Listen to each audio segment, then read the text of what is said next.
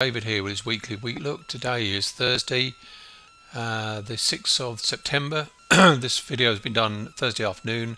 Market is live at the moment, and we've got the UK November wheat chart in front of us. And I'm sticking to one chart today. We've got the daily bar chart in front of us, and at the moment it's live, and we've got a price of 203 at the present moment trading. Just to recap what we've done over the last 4 months, and where we came to our arrival at a 208 call for the top of the market, which is holding at the present moment.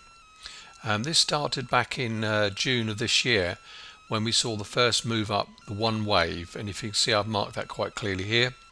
We then had a pullback too, and on the 28th of June I then did the calculations and called the top here at 208 on a 5-wave Elliott wave prediction.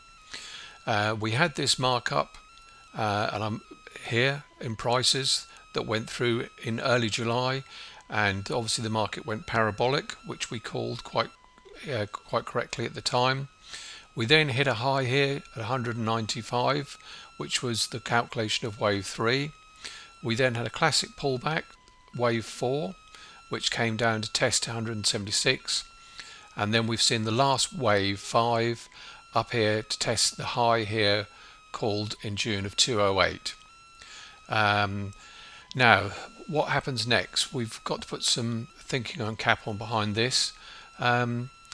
We normally see a pattern of distribution, which we're seeing at the present moment, which means prices are not pushing higher and are not coming lower. They're really going sideways. We've seen this gap filled here, and obviously uncertain now, which everybody's going to be looking for, is the next phase of this pattern, which will get an ABC move, which will then show into the decline phase, and the ABC move will sort of an impulse down like that, a retrace, and then come back down.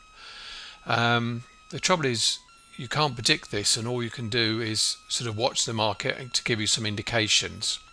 But this distribution phase could now go on for another 2 or 3 months, and nothing to say that it won't.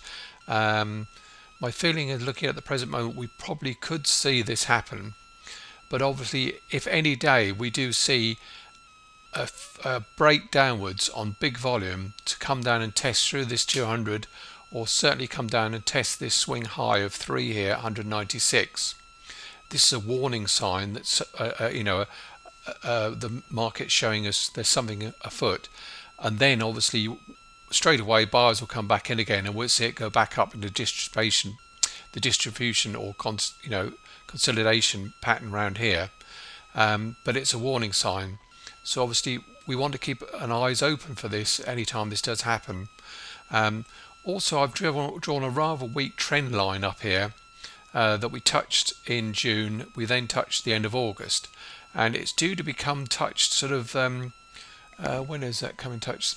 The second week in September. So next Friday will be another indication point marker, and obviously we come back to test the 200 as well. But on the upside, the trend is still up. All the moving averages are pointed up. So we're still in an upwards trend, and if we go up on any day and take out this 208, then we've got our upside target still in place. But obviously we just want to be cautious. The market has run its course at the moment. We're very high, and we're getting in this distribution phase, which is happy with the buyers and sellers are sort of equally matched, but we want to keep an eye out for any early indications, signs of it breaking down, or vice versa, just going up. But it's run its course. We've had a good run, and I think we just want to see the prices settle down now for a little while, and keep an eye on these two scenarios that could now play out over the next 2 or 3 weeks. And I'll put an update this time next week. Thanks for watching.